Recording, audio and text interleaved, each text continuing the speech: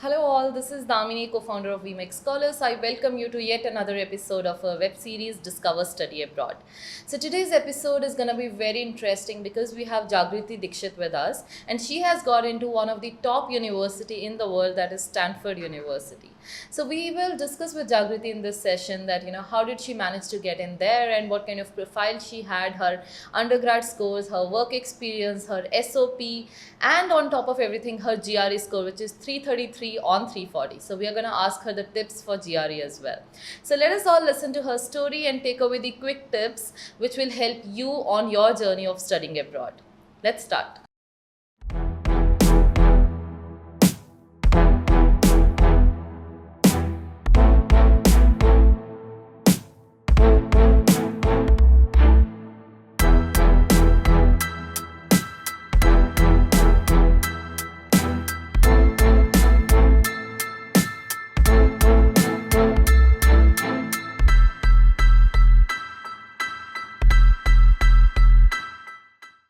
Hi Jagriti, good morning. Thanks a lot for joining us for this session early morning. So it's lockdown here in Telangana and we are doing this session at 8:30 a.m. So thanks a lot for taking time for this.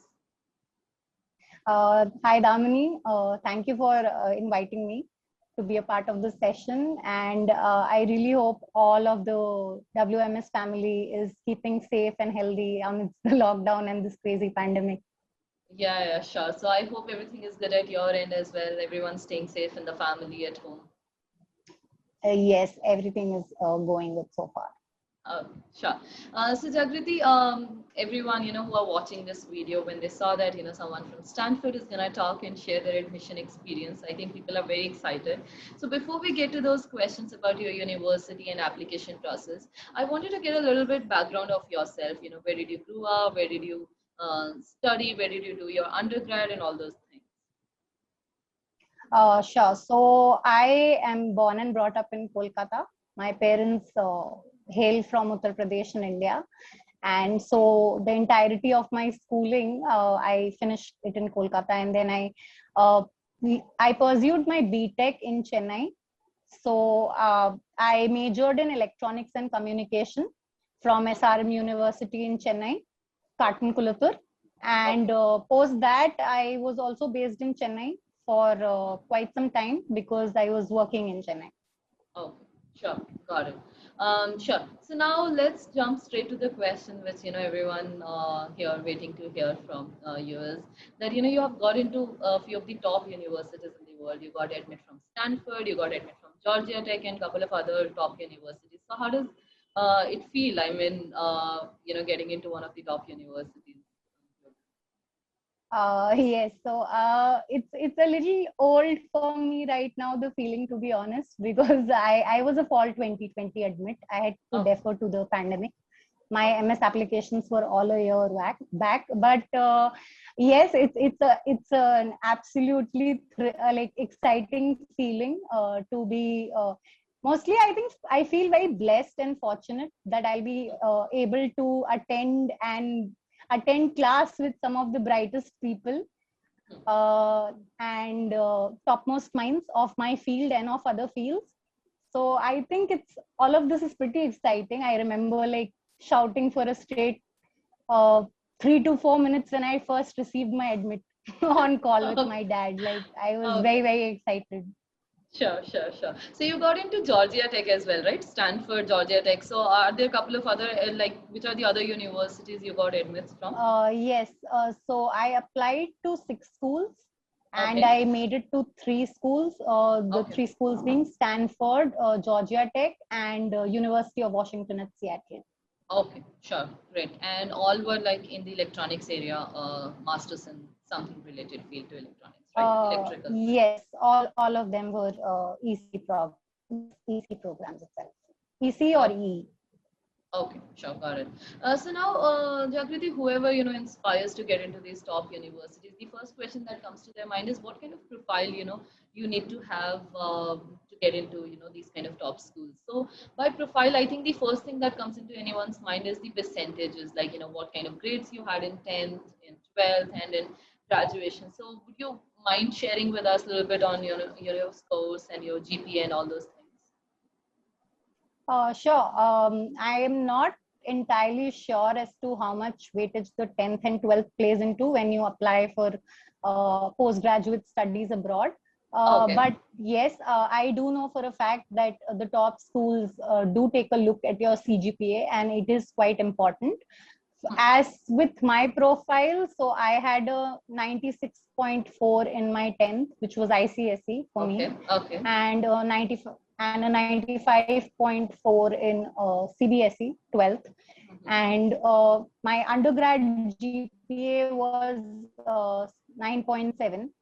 And Okay. so all of these top schools, I would say, it's not that they only look at CGPA as the sole criteria. They do evaluate profiles very holistically. So I know a few admits at Stanford who would probably not have, the stellar GPA which everybody around has. But yes, it is definitely a factor, because I can see that most of the admits have a very high CGPA. Okay, got it. Yeah, so I think GPA is one of the probably a cutoff parameter, and then they are gonna probably evaluate other factors of your profile. So now, Jagriti, when we talk about other factors, so see people who are freshers, let's say, who have just graduated, I generally tell them that your internship should be relevant to the program which you are applying to. But I think in your case, because you had work experience, I think for 2 years, so I think that's probably something which adds on a lot of weightage to your profile. And I could see that on your profile that you have worked as a software engineer for 2 years at L&T, right? So how do you think? Do you think that's kind of important factor on your profile when you're applying to such top schools? Uh, Definitely it is, I feel, because in my case, so I was a software engineer with the embedded systems and platforms team uh, of LNTTS. And since I was applying to an electrical engineering program, I could cite relevant projects, skills that I learned because of my work uh, for the past 2.5 years. And I think that went a long way in adding to my SOP, along with other factors such as GRE and CGPA. And I was able to also make, so this factor is also important. It goes a long way into all the right elements that you want to put into your SOP, because it gives you a lot more to talk about your projects, because you've been exposed to the industry as well. So I feel that really helped. Okay, so now Jagriti, as you mentioned about SOP, right? So I know that SOP is all about how do you put everything about your profile in a more of a storytelling way in words, so that everything feels relevant, right? To the program you're going, and then you show that this is how you progress to this stage. So can you give us some tips of how did you structure your SOP, and what are the some of the important things of writing a when you're writing a winning SOP? SOP, I would say the first and the most generic advice that everybody around gets is you should write your own SOP. It's really important that Yeah. students take the time to write their own SOP, and you shouldn't expect that it will come out, as a finished product in the very first iteration. It took me a lot of iterations to refine my SOP, and it just kept getting better. It just kept getting better and better. I mean, each time with each iteration. And Okay. it's very important, therefore, to have like give sufficient time before your application. So don't rush into your SOPs, I would say. Another factor which I see that students tend to ignore is, so when they craft an SOP, it's often about them, and all through them and their fit into the program as a general. Suppose, say, if I'm applying for computer science, I talk about how MS in computer science might aid my goals. That's how I close off my SOP. But sometimes students do not focus on why that school in particular is going to help them. I think Okay. that is very important. You should be talking to the school in particular, and that's really important. Okay, so can you give us maybe little specific tips, as in like, do you research about what kind of, let's say, so when I was writing my SOPs, we had to, someone gave me a tip that, check out what are the recent researches that school has published in your area, and, the professors have been involved in, so that, I can put in that, hey, this is a relevant area, and I know that my department at the university is kind of working on these areas. So did you do something of that sort is what I'm trying to understand. Uh, Yes. So when I was crafting my SOPs, I made sure that I spoke about how the program aligned with me, how my past work aligned with the program, and also how, like you said, the labs are a fit for me, the professors are a fit for me, their work is a fit for me, and I could contribute perhaps if given an opportunity. And I also spoke about the school culture in general. Like if there's something that say for example, if Stanford has a very entrepreneurial culture, it's supposed to be very, it fosters innovation and entrepreneurship. So I aligned and spoke to those attributes of the school which were important, I feel. Sure, got it. And how many words generally an SOP should be? So I think you should limit yourself to like 1.5 pages. That is the standard kind of a norm. Some schools like Georgia Tech do have a character limit, and in those cases, like you're just supposed to stay within that limit. Okay, sure, got it. So now, I mean, other than the SOP, so we spoke about your work experience, which forms an important part of your story in the SOP, right? And your grades, back in your undergrad and 10th and 12th. So now, I think the last important part, which is comes in the first layer of things that helps you decide getting into a top school is GRE, right? And you have got amazing score, which is 333 on 340. So I want to understand, what kind of a preparation that goes behind it. How long did you prepare for it? What kind of resources did you use? So if you can share that with us.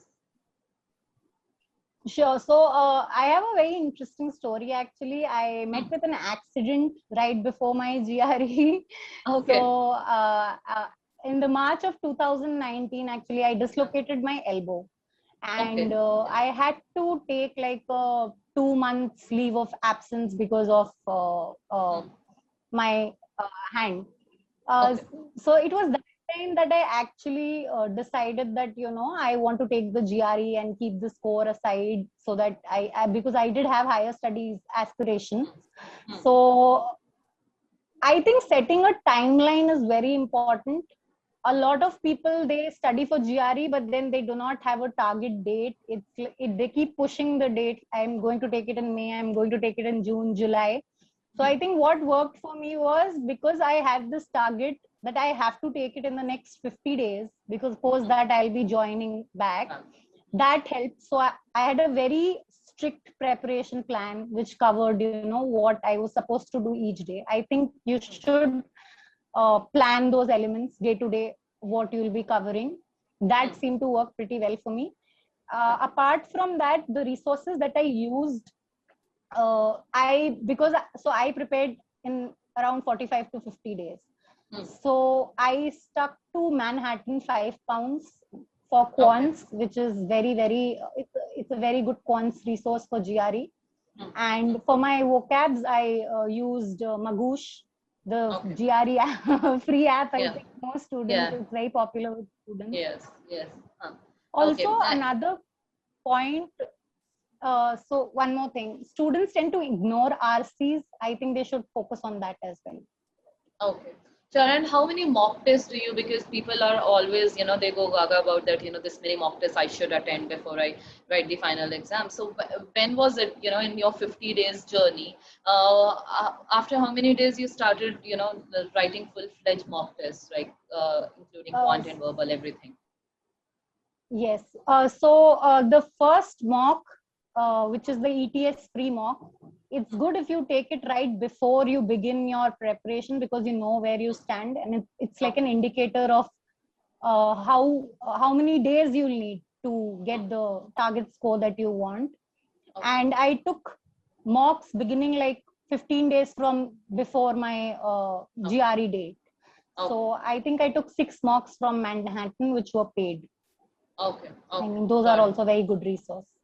Okay, and were you getting like the similar kind of score in mocks? I mean, is it does your mock scores, I mean, it reflects on what kind of final score you will be getting?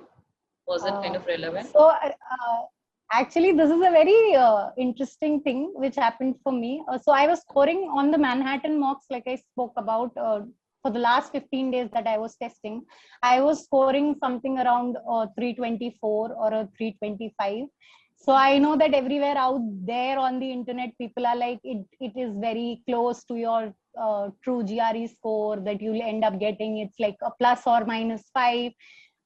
Please guys, do not believe all of that. Try very hard till the very last day, because for me the score improvement was somewhere around, I think, 11 9 to 11, plus 9 to plus 11 for all the mocks Yeah. that I'd been testing.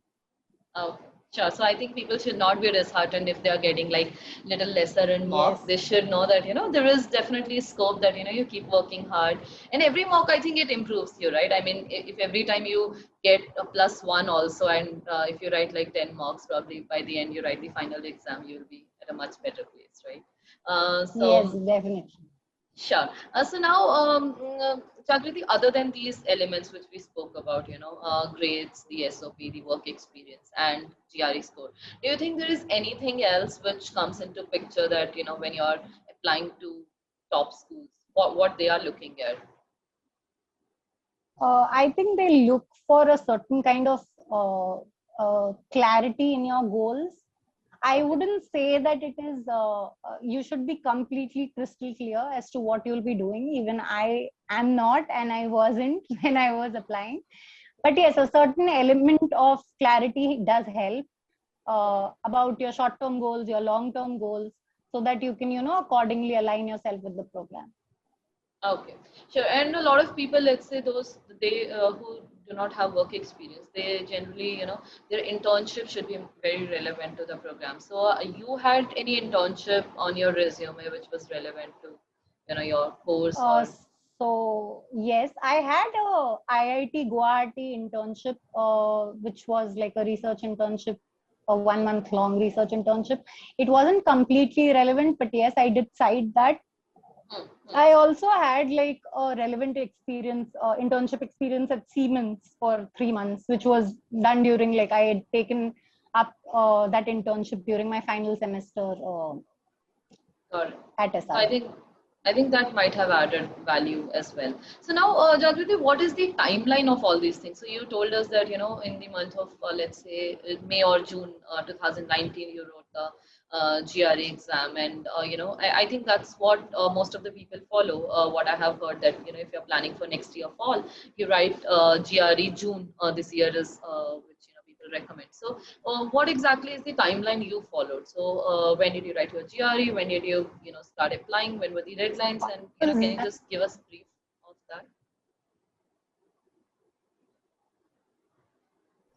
Yes, sure. So for me, I was done with my GRE by May, and Okay. I had started looking up programs.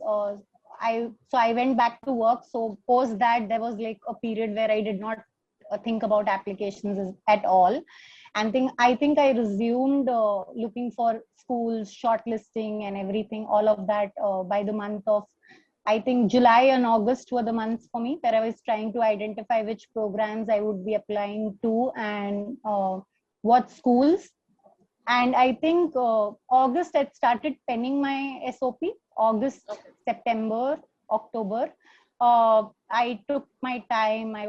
Because I was working as well, so Yeah, I yeah. penned my SOP. So and for Stanford, the deadline was 3rd of December for me, if I remember correctly. For Stanford, it's usually in the first week of December, as far as I know. For E, other Hmm. programs might be a little different. Okay. And for most other schools that I applied to, the deadline was somewhere around mid-December. It For Okay. some other schools, it could go to Jan, but yeah, I would say that be done by November end with all of the application materials that will give you some Hmm. peace while applying. Okay. Okay. So December, Jan is probably the time, first week of December to mid of Jan is probably the timeline. Okay. Yes. Sure. And after that, you were just waiting for admits, like how many, when did you start getting results from all these schools? So Stanford was actually the first school to give me an admit. So I Okay. received my first admit. I think that was somewhere in the 3rd week of Feb, if Okay. I remember correctly. Okay. For GA Tech, it was somewhere in April. March or April. I think that is the timeline that they follow, and they do not. Oh, So some schools, they release all the admits in one go, and some other schools release it in batches. So that is gotcha. also there. And Okay, for sure. UWash also, I think I got it in Feb. So that is the Feb. timeline. Okay, so Feb to April is the timeline, and then you start planning about the funds part, right? Yes. Yeah, okay. So now see most of these US top schools, if we talk about Stanford, Cornell, CMU, Georgia Tech, all these, they're very costly schools, right? So getting into top university, it also means that, you have to share a lot of money, right? So you had applied to BMX Scholars for an education loan. So was it always the plan that, you're going to go for an education loan, or you were initially thinking, I'll try to manage from my own funds and things like that? So it Stanford's really expensive. So the moment I received my admit, I knew that it is going to be an education loan for me. Okay. And yes, that was the plan mostly. I would have opted for an education loan had it been any other school as well. Uh, Sure. And you decided to approach VMake Scholars, and you approached us last year in June for the first time, right? What made you, choose to apply via VMake Scholars rather than approaching the banks directly? So I'd actually stumbled upon your Loan Flick series when I Okay. started on my, and I must say it's a very informative and an easily, you can easily comprehend. It's made in such a manner, and it really helped me because I was trying to figure out what exactly the education loan process is. And through that, I came to know about VMake Scholars, and I thought, it's better to, have some support rather than figuring everything out by myself. And which is why I just decided to approach Okay. the Okay. team. Got it. And your financial officer last year was Rimpa Pal, and I think the process went midway at that point of time, and then you decided to defer it. And I think this year it was Shubho Vishwas who was your financial officer. So how was your whole interaction with both of them? How did it all went, and what are some of the best things of the whole journey with? Yes. So I had an incredibly smooth and a very nice experience with the WMS team last year. Before I had decided to defer, also, both my financial officers were very, I think, informed and very proactive. I think the quality of being proactive stood out for me because they were always checking up on me. They were always asking, looking out and asking me to check with the bank, and they were also pushing for my case with the bank. I decided to go for SBI for my education Yes. loan. And so with public banks, it's a little tedious always. They require more documents, and More the push. timeline is very lengthy. Yes. Yeah. And Yeah. the True. timeline is quite lengthy. So Yeah. I Sure. think it was very reassuring that I had someone to fall back on and guide me through the process. Okay, sure. Got it. So now, yeah, your education loan is sorted and everything. So when do you plan to fly off now? I think is your first semester gonna be online? No, so Stanford's actually released guidelines saying that it's a fully in-person fall quarter, and Okay. students must make it to Stanford because US is opening up and they've had an Hmm. immensely successful vaccination drive. Hmm. So I am just hoping that the embassies and consulates open up and I can, make it in time Okay. there. Sure. So you also have to get vaccinated before you fly off, because I heard some rumors that it is gonna be mandatory that you have 2 doses of vaccination before you So land in the as US. far as the directives that have come out from the school till now is that mandatory vaccination, yes, but it's not supposed. You are not supposed to get something for international students from your home country. Like if you cannot get, Stanford will arrange for vaccination. That is the Okay. guidelines that we. Okay, sure, got it. So now, last, I would like to conclude this session with Jagriti with a question that you must have set up some long-term plans for yourself. So, what are those future aspirations, and how this masters abroad is gonna fit into, or it's gonna take you a step closer to those aspirations? Yes. So, like I said, I'm not like someone who has crystal clear clarity, but definitely. So, I have a background in embedded systems, and I will be continuing in the field, in the broader field of computer systems post Okay. MS. But I also have like entrepreneurial aspirations, and Okay. Stanford is a really good Great school to place. tap into Yeah. some of that culture. So I just hope I make the most of the opportunities there, and then I also look at myself coming back to India in Yeah. some time and probably contributing to the startup scene here, Yeah. maybe. Sure, sure. I think that makes a lot of sense. And I think if, with that entrepreneurial mindset, I think Stanford is probably the best place for you to, start that journey.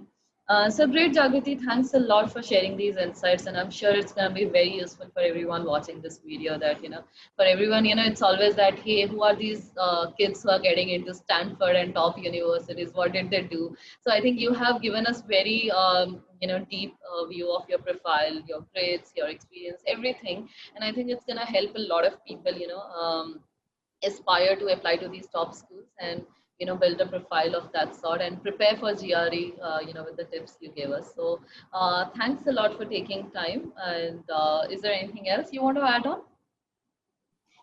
No, thank you so much for inviting me on this session, and thank you for all the work that you're doing in helping countless students. I mean, be it in the form of the YouTube, I mean, the informational kind of videos that you put out for students, and through the WMS team also assisting us with our loan process. Yeah, sure. So thanks, Jagriti. Thank you very much. Don't forget to subscribe and click on the bell icon to never miss any updates from us.